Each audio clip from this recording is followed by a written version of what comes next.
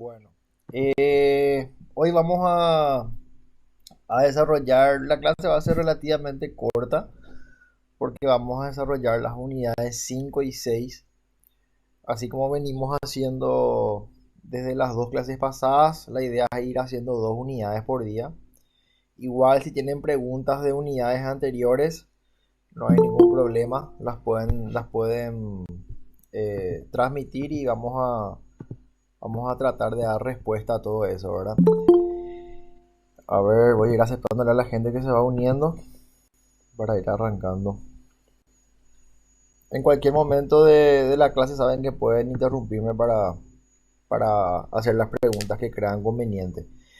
Bueno, venimos de la unidad 3 y la unidad 4 en donde vimos un poco ya el imperio como tal, ¿verdad? Fuimos observando cómo a través de la figura de Octavio Augusto, cómo va modificándose la organización política de Roma, que venía de una república la cual estaba bastante corroída, bastante corrupta, ¿verdad? Entonces, fruto de ese conflicto interno entre los senadores, el pueblo, es que un poco todo se va de vuelta reordenando bajo la figura de este primer emperador que es Octavio Augusto, el cual arranca concentrando todo el poder, manteniendo no obstante todas las figuras de las tres áreas de poder de la República. Hablamos del área ejecutiva con los cónsules, los pretores, los cuestores. Hablamos del área legislativa de los senadores y las asambleas, ¿verdad? Los comicios curiados, y después hablamos del área judicial con los magistrados, ¿verdad? Y los pontífices. Todos ellos seguían manteniendo sus funciones, pero fuimos viendo en las unidades 3 y 4 cómo los emperadores, arrancando por Octavio Augusto, y después llamado César Augusto, sustrajo todo el poder que tenían cada uno de estos actores, ¿verdad? Todas las potestades y todo el imperio que poseían cada uno de ellos fueron vaciados de poder prácticamente, y poco a poco avanzando, ¿verdad? Sobre el dominio de toda Roma, ¿verdad? Vimos las distintas, los distintos emperadores y sus distintas reformas. Vimos las reformas de Diocleciano, la división de Roma en cuatro. Vimos las reformas económicas, sociales, religiosas. Posteriormente Constantino. Analizamos también en la unidad 4, ya vimos un poco las reformas de Constantino. Identificamos ese periodo pre-constantiniano en el cual no había una real influencia del catolicismo, perdón, del cristianismo, ¿verdad? Y luego vemos a partir del edicto de Milán cómo ya se puede notar esa época post-justinianea, ¿verdad? Donde instituciones como el matrimonio, la patria potestad, ¿verdad? Sufren un poco el impacto y son atravesadas por la doctrina cristiana, ¿verdad? Y a partir de ahí es que vamos a estudiar ahora, creo yo, la obra jurídica más importante de Roma, que es el cuerpo de derecho civil o Corpus Juris Civilis, ¿verdad? Dentro de lo que son las obras de Justiniano en esta unidad número 5, ¿verdad? Tenemos que entender que Justiniano fue uno de los más grandes jurisconsultos, ¿verdad? También tuvo ese trabajo de confeccionar un cuerpo, dice, de leyes. Este, este trabajo de compilar un poco todas las normas, todo el derecho que existía en ese momento, ¿verdad? Todas las constituciones imperiales. Recuerdan que hablamos de esta fuente de derecho durante el imperio, que eran las constituciones imperiales, que estaban compuestas por los edictos, por las decretas, por los rescriptos y por las mandatas, ¿verdad? Estas constituciones imperiales fueron recopiladas por Justiniano, ¿verdad? Estos códigos, estos fragmentos, digestos, pandectas, todos estos fragmentos fueron compilados por él, y a partir de ahí es que se va confeccionando o elaborando el cuerpo de derecho civil. Y acá es donde yo quiero cambiar un poco la proyección. Y entender un poco de qué se compone o cómo se compone este cuerpo de derecho civil, porque esta es la parte central de la unidad número 5, ¿verdad? Cuando nosotros hablábamos al término de la unidad número 4 del ius respondendi ex autoritatis principis, cuando hablábamos de la ley de citas, por ejemplo, lo que estábamos viendo en ese momento es cómo las distintas fuentes de derecho iban evolucionando, iban mutando y todas se iban concentrando alrededor de la figura del emperador. En un momento dado, el emperador es quien es la fuente principal de derecho, ¿verdad? Y acá un poco entra Justiniano en el 527 ya, ¿verdad? Asume como emperador y tiene gran influencia. Hablamos de esa labor legislativa que tuvo él, ¿verdad? Esa labor codificadora, con todo, dice, con la valiosa colaboración de Triboniano, que era un jurista, que emprendió la tarea de reunir en códigos las leyes y el derecho. Las obras legislativas de Justiniano está compuesta por el Código Antiguo, ¿verdad? ¿Qué es el Código Antiguo? Son todas las constituciones imperiales y posteriores a los códigos gregoriano, ¿verdad? Hermogeniano y teodosiano. Son todas esas leyes que fueron dictados, ¿verdad? Y por el mismo Justiniano, hasta después del año 527 después de Cristo. Toda esa masa edictal o a toda esa masa edictal se la llama código antiguo. Después también hablamos de un código nuevo, que son todas las publicaciones ya después posteriores al código antiguo, ¿verdad? Que continuaron apareciendo otras constituciones imperiales. Recordemos que Roma fueron sucediendo distintos edictos, distintas normas fueron emanadas. Entonces, a partir de un cierto momento después del año 527 después de Cristo, también se hicieron recopilaciones de constituciones imperiales que fueron reunidas, dice, por también disposición de Justiniano. Él fue ese gran codificador, él fue ese gran articulador, legislador, tuvo esa labor de codificar toda la norma existente en ese momento, ¿verdad? Y este código fue reunido a disposición de Justiniano en otro código que se lo llama el Nuevo Código, justamente, que entró en vigencia en el 534 después de Cristo. Este código trataba de armonizar las leyes nuevas con las antiguas. Cuando nos referimos a las leyes antiguas, nos referimos a las leyes del antiguo código. Cuando nos referimos a las leyes nuevas, justamente nos referimos a las leyes de este nuevo código, ¿verdad? Se trató un poco de armonizar en este nuevo código toda esa masa dictal contenidas en las codificaciones anteriores. O sea, cuando se refiere a codificaciones anteriores nos estamos refiriendo al código antiguo. Se compone de 12 libros y aparecen por orden cronológico. Dice, suprimieron las repeticiones y unieron a las que eran idénticas. Predominó la lengua griega.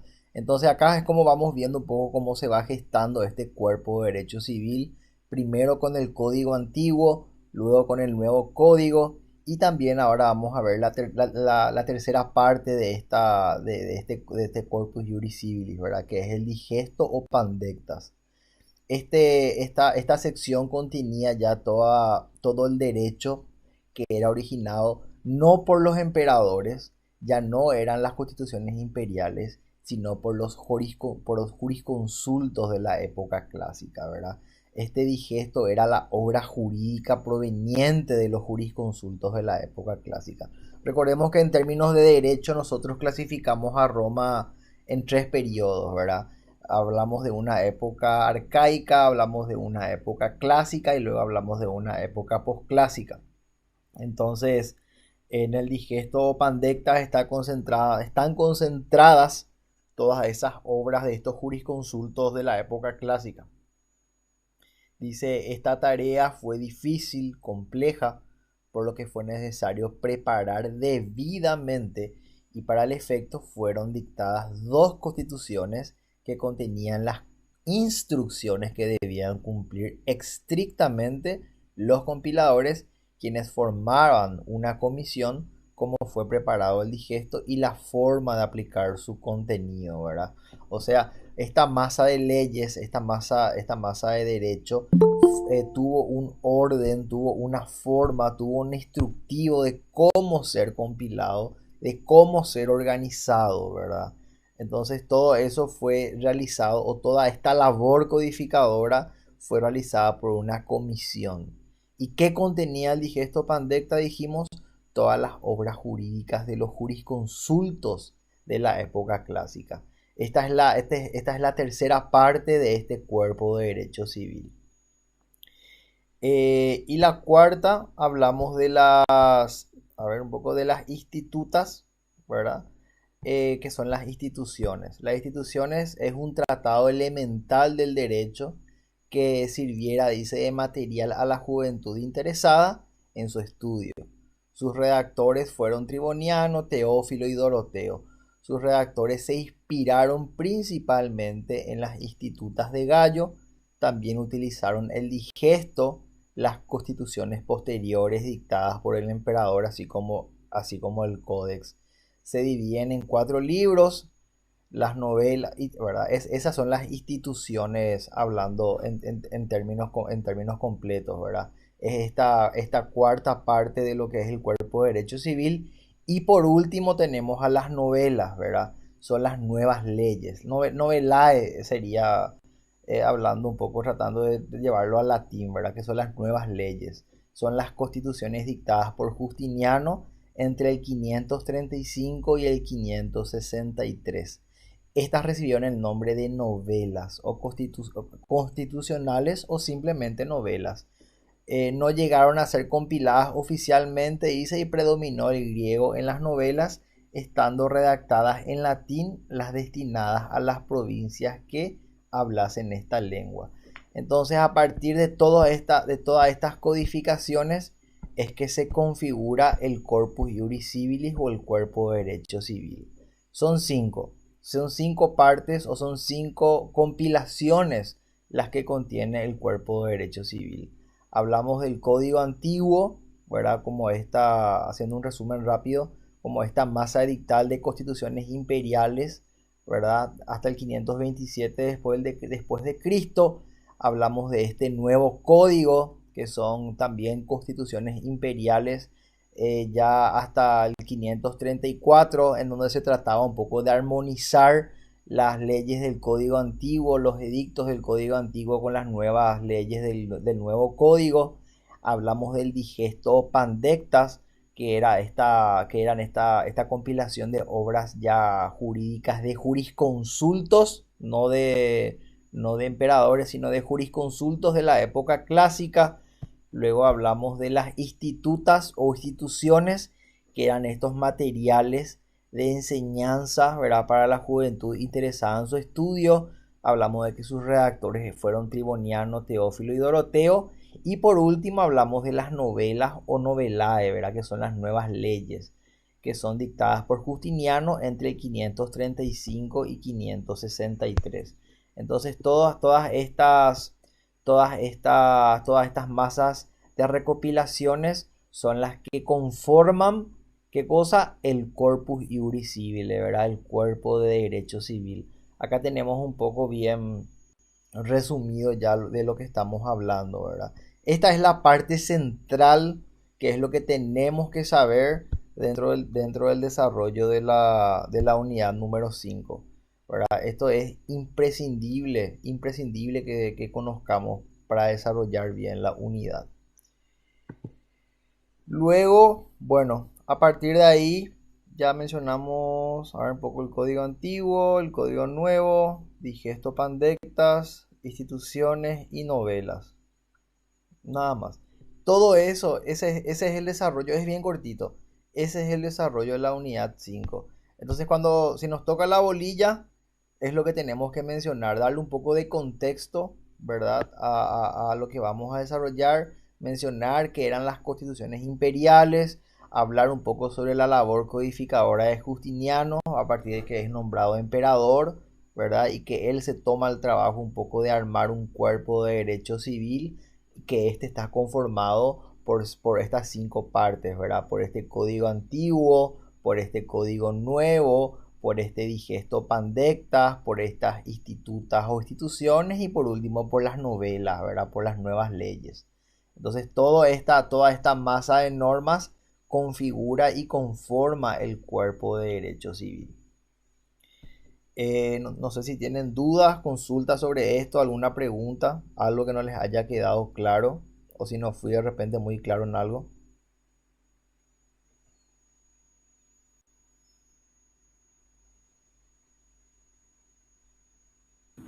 Hola, buenas tardes. ¿Qué tal, Suazo? ¿Cómo te va, Compañeros. Hugo? ¿Todo bien y vos? Bien, mi rey querido. Qué gusto, qué gusto. Una consulta. ¿Estos son los PPT de la profesora o algún material aparte? No, no te PPT la profesora, mi rey. Ah, dale, dale. Esto, Entendí. esto es de la docente. Yo Correcto. estoy usando un poco un resumen y el PPT de la docente para desarrollar esta parte de la unidad, ¿verdad? Es relativamente corto, ¿verdad? Las unidades 5 y 6 creo que son las más cortas del programa. Entonces, por eso es que de repente desarrollamos con cierta agilidad. Sí, el digesto pandectas, Inge, es la recopilación de la labor de los juristas, de los entendidos en materia jurídica, ¿verdad? Así como la fuente de derecho en la época imperial son las constituciones imperiales principalmente, dentro de la labor codificadora de Justiniano, se da lugar un poco al digesto pandectas, que son las obras ya propiamente, no de los emperadores, ¿verdad? Sino de los juristas de la época clásica.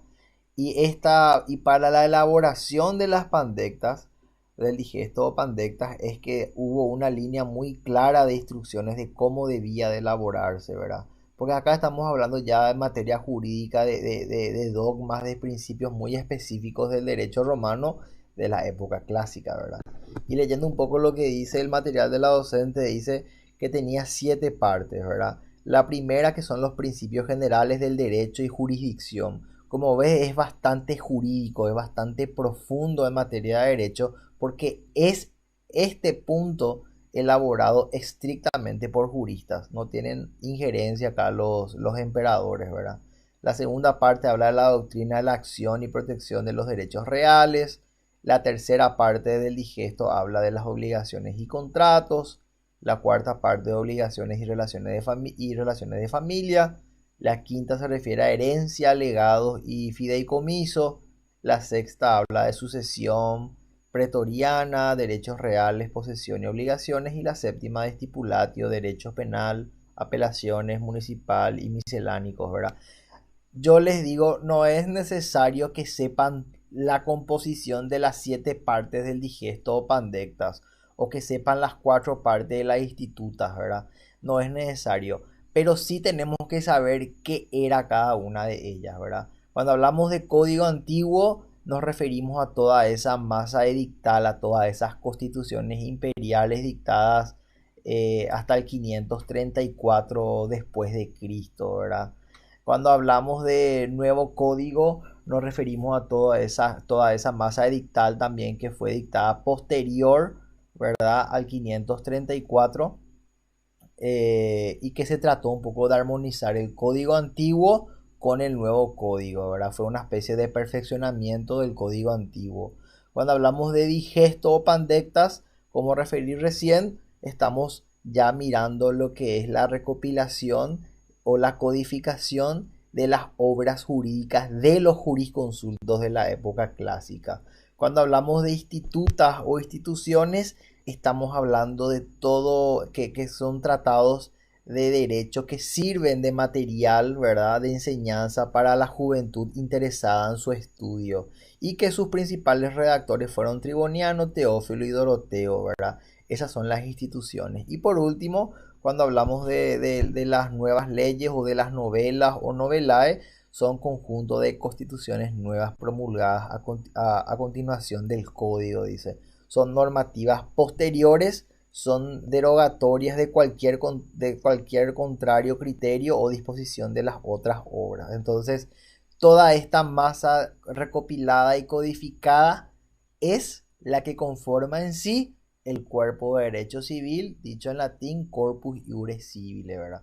Entonces, esa es más o menos la forma en la que deberíamos de elaborar un poco la unidad número 5 si es que tenemos la fortuna de que nos salga esta unidad, ¿verdad? Y también un poco, como le mencionaba al principio, darle contexto, ¿verdad? Y acá un poco hablar de Justiniano, ¿verdad? Que él fue el que introdujo todo tipo de alteraciones, añadidos y supresiones que eliminaran las contradicciones y modernizaban criterios conocidos como las interpolaciones, lo cual ha constituido una ardua labor de la romanística moderna. O sea, dicho en palabras sencillas, él fue el gran articulador de la formación de un cuerpo de derecho civil, de una norma que esté bien codificada, bien estructurada, ¿verdad? Él fue ese gran ordenador, ¿verdad? Ese gran codificador de esa Roma clásica, ¿verdad? Y acude a varias fuentes para conformar este cuerpo de derecho civil. Y acá hablamos de vuelta de su labor de confeccionar un cuerpo actualizado de leyes, de derecho, ¿verdad? Que él recopiló constituciones imperiales, que es lo que mencionamos, fragmento de jurisconsultos, que es lo que también hablamos en los digestos y pandectas, un compendio también que era didáctico, o sea, para la enseñanza, que eran las institutas, y nuevas leyes, ¿verdad? Que son las novelas. Entonces, esto es lo que podemos mencionar dentro del desarrollo de la unidad número 5. Ahora bien, ¿tiene dudas, consultas al respecto? ¿Algo más que quieran aclarar? José, ¿te llegó a quedar claro, mi rey? Súper. Bueno, entonces avanzamos a la unidad número 6, que es más corta todavía. Dios mío, a la persona que salga a la unidad número 6, por favor que me avise y vamos a jugar quinielas juntos, ¿verdad? Porque en serio esta unidad es espectacular, ¿verdad? Esta unidad habla de los glosadores y posglosadores. ¿Qué son los glosadores y posglosadores? Son dos escuelas. En esencia son dos escuelas. Una vino después de la otra, ¿verdad? Hablamos recién de toda esta labor codificadora, ¿verdad? Realmente ardua en la cual incurrió Justiniano, ¿verdad? En la elaboración del cuerpo de derecho civil o corpus iure civile, ¿verdad? Entonces, toda esta compilación subsistió por mucho tiempo, ¿verdad? Pero naturalmente la sociedad va evolucionando. El mundo no es el mismo, entonces la norma debería de poder adaptarse a las leyes o al tiempo el cual se está transcurriendo, ¿verdad? Entonces acá es donde nacen estas escuelas un poco, dice, con las transformaciones a través de compilaciones, adaptaciones, resúmenes, refundicciones dispuestos por sucesivos emperadores, ¿verdad? Que es toda esta producción post-justinianea. Y hablamos del renacimiento del derecho romano. Fue una de las manifestaciones del resurgimiento de la vida urbana en la Europa del siglo XII, dice, una nueva burguesía inquieta y activa que se tradujo en la creación y desarrollo de universidades, leyes más racionales y ecuménicas, ¿verdad? Y acá es donde se da, en todo este contexto de este renacimiento de lo que es el derecho romano en sí, es donde se da el nacimiento de la primera escuela, que es la de los glosadores. ¿Qué hacían ellos? Hacían un poco anotaciones, ¿verdad? Por medio de glosas. Son glosas que hacían entre márgenes, ¿verdad? Por eso hablan de anotaciones marginales. Entre renglón y renglón al margen hacían anotaciones, ¿verdad? Sobre una palabra en donde trataban de dar una explicación de qué significaba lo que estaba escrito dentro de la norma, ¿verdad? Siempre yo hago a las personas de repente con las cuales di el repaso, anteriormente les doy esa analogía. Alguno alguna vez habrá abierto una Biblia y hay una versión de la Biblia que es la Reina Valera, en donde arriba están los capítulos y los versículos de la Biblia y abajo en letras chiquititas hay como unas explicaciones. A esas explicaciones es que se les llama glosas. Entonces lo mismo pasa acá, ¿verdad? Estaba el cuerpo de derecho civil, entonces esta escuela de juristas, de jurisconsultos, que son los glosadores, lo que hicieron es empezar a hacer anotaciones al margen de esta norma escrita tratando un poco de darle sentido a lo que decían esa norma. Recordemos que esto fue elaborado por jurisconsultos y demás, ¿verdad? Estamos hablando de un material de lectura complejo. Entonces ahí esta escuela un poco se trata de dar un poco de significado o de interpretar un poco lo que la norma decía, ¿verdad? Esa es la primera escuela, la de los glosadores. Y podemos mencionar también que dice Irineo y sus discípulos iniciaron esta escuela, ¿verdad? Para darle un poco, no ser tan impersonal a la hora de hablar de esta escuela, ¿verdad? Podemos mencionar a Irineo y sus discípulos, que son los que empezaron con esta escuela en la cual se abocaba a estas anotaciones marginales, ¿verdad? Para darle sentido un poco a lo que la norma mencionaba. Y por último tenemos también a esta otra escuela, que es la escuela de los posglosadores o comentaristas, ¿verdad? Ya ellos fueron un poco más allá, ya no solamente dando ciertas explicaciones, sino también ellos lo que hacían era ya tratar de dar, más que nada también, y acá voy a servirme de mi material para darle un poco más de contexto a lo que quiero decir. Dice acá, espérame. Ah, a los glosadores les sucedió otra escuela de juristas, a quienes se les llamó posglosadores. Esta es la segunda escuela, por ser discípulo de los primeros. O sea, primero vinieron los glosadores y después de ellos vienen los posglosadores.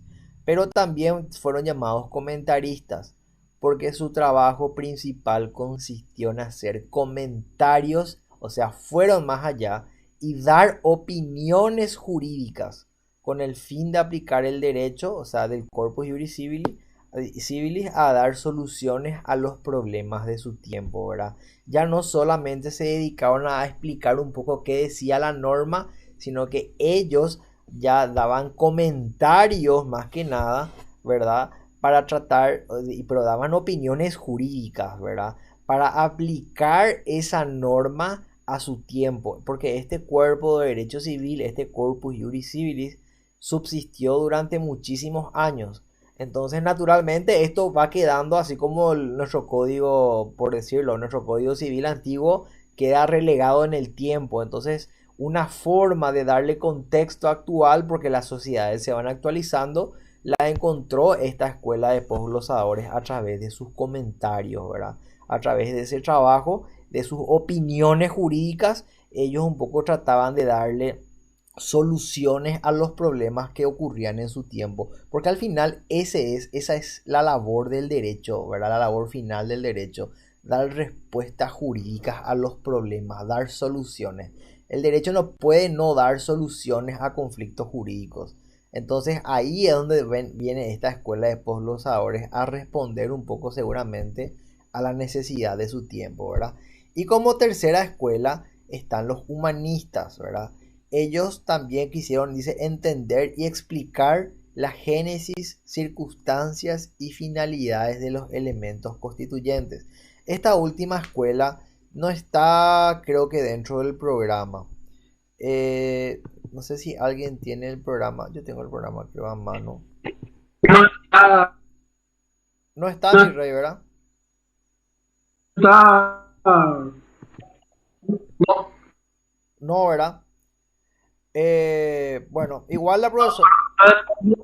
procesadores y lo del el derecho romano durante el siglo XV y XIX. Ya. Ese está mal, mi rey. Ese está.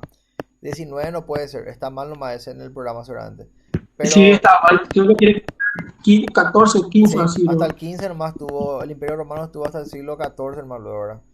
Entonces, está mal nomás ese ahí en el programa. Pero, entonces, estas son las dos escuelas principales de las cuales tenemos que desarrollar a la hora de que nos toque la bolilla, ¿verdad? Mencionar al Corpus Juris Civilis como material del cual se valieron estas dos escuelas para dar los glosadores, por un lado, sus anotaciones marginales, ¿verdad? Sus explicaciones a ciertas normas que estaban escritas y posteriormente, y esta escuela fue iniciada por Irineo y sus discípulos, y posteriormente a la escuela de los posglosadores o comentaristas, ya que fueron un poco más allá, ¿verdad? Que fueron un poco los que tomaron un poco en dar soluciones jurídicas y ya dar opiniones jurídicas utilizando siempre como material ya el cuerpo de derecho civil, ¿verdad? Estos son los dos puntos que tenemos que elaborar bastante bien a la hora de desarrollar esta unidad 6 que como digo es extremadamente corta luego, ¿verdad? Creo que las 5 y las 6 son las más cortas del programa, ¿verdad? ¿Dudas, consultas que tengan sobre esto?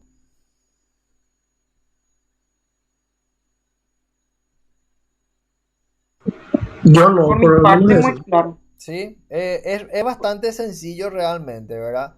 Inclusive acá tenemos un poco más de... Como es muy corto, yo entiendo que de repente eso nomás es tipo, yo también me quedo un poco así al aire, ¿verdad? Pero acá tenemos un poco más de información si es que queremos explayarnos, ¿verdad? Podemos mencionar acá, le tenemos a Irnerio, ¿verdad? Como mencionamos, le tenemos a Martino Gocia, le tenemos a Jacobo Porta Ravenata, a Hugo Alberico, a Placentino, Bacario y a Som. Estos son un poco algunos de los integrantes de esta primera escuela de los glosadores, ¿verdad? Rodrigo, te escucho. Sí, sí, compañero. El monje Irnenio fue quien encontró el, el- una parte del manuscrito del cual era el digesto. Así se formó por medio de los glosadores. En el año 1090, en Italia, en la ciudad de Pisa. Ya. Y ahí, complementando un poco la información que acabas de dar, para que se hagan más idea, ¿verdad? El Corpus Iuris Civilis se redacta más o menos en los años 530 a 560. Y nosotros estamos hablando ya del año 1000. O sea, acá es donde nosotros podemos ver que este código, este cuerpo de derecho civil subsistió durante muchísimo tiempo. Por eso es que seguramente ellos se vieron en la necesidad de recurrir o estas escuelas se vieron en la necesidad un poco de abordar este cuerpo de derecho civil para tratar de dar soluciones jurídicas, ¿verdad? Porque esta obra jurídica de Justiniano realmente es, creo yo, la más importante en cuanto a lo que se refiere a materia jurídica. Entonces estas escuelas toman esta obra, ¿verdad? Y empiezan un poco a dar, por un lado, los glosadores interpretaciones a lo que decía la norma y los posglosadores ya dan comentarios y opiniones jurídicas tratando de dar respuestas a los problemas de su tiempo, ¿verdad? Y hablando de los posglosadores, le tenemos a Bartolo, Saxo Ferrato, Baldo de Ubaldis y Asino de Pistoia como algunos de los integrantes de esta escuela de los posglosadores, ¿verdad? Y más nada, la verdad que con eso creo que tenemos cubiertas las unidades 5 y 6 del programa. No sé si quieren tocar alguna parte de la unidad de unidades anteriores, algo que no les haya quedado claro, que quieran que se vuelva a desarrollar. Ustedes me dicen.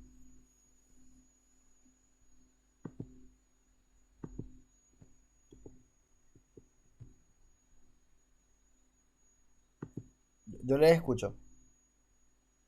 Por mi parte, hasta ahora todo muy claro, Sosa. ¿Sí? Bueno. Muchas gracias.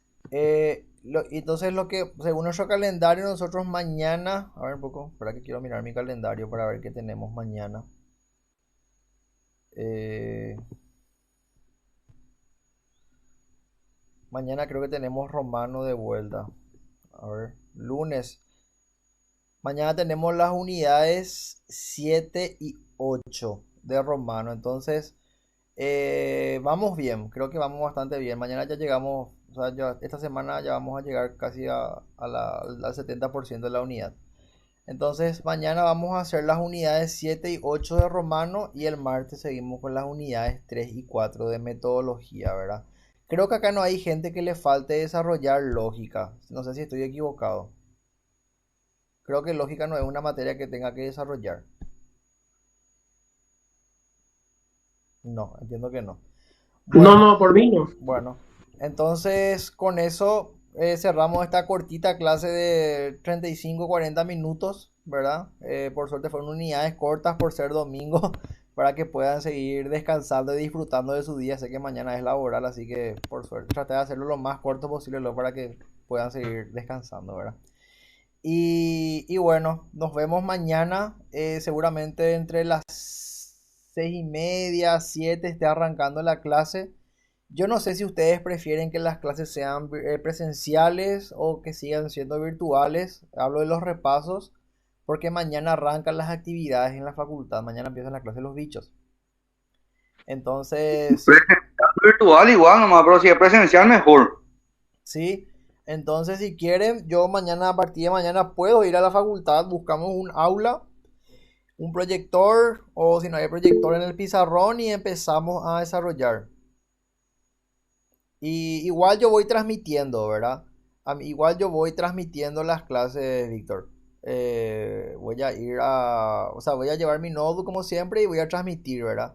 Pero de repente, si a algunos les queda mejor, o no sé, o si quieren interactuar más, podemos hacerlo presencial, ¿verdad? Eso ya queda a criterio de ustedes. Suazo, Chavo, y es que se va a hacer, sí que se va a hacer, si es que se va a hacer mañana en la facultad, será que se puede empezar 7:30, 8, no sé, irnos de 8 hasta las 10 o de 7:30, no sé, a 9 o 9:30 por ahí. Por el tema del horario laboral, que hay compañeros todavía que laburan hasta las 7, eso es más cosas. Sí, yo creo que entre las 7 y 7:30 es un buen horario, ¿verdad? Es de repente arrancar 7, 7:30, ir hasta las 9, 9:30, ¿verdad? No creo que sobrepasemos las 9:30, porque son 2 unidades por día, pues. Por lo menos estas Sí, unidades bajas son relativamente sencillas. Cuando estemos por la unidad de 16 en adelante, sí va a ser un poco más largo.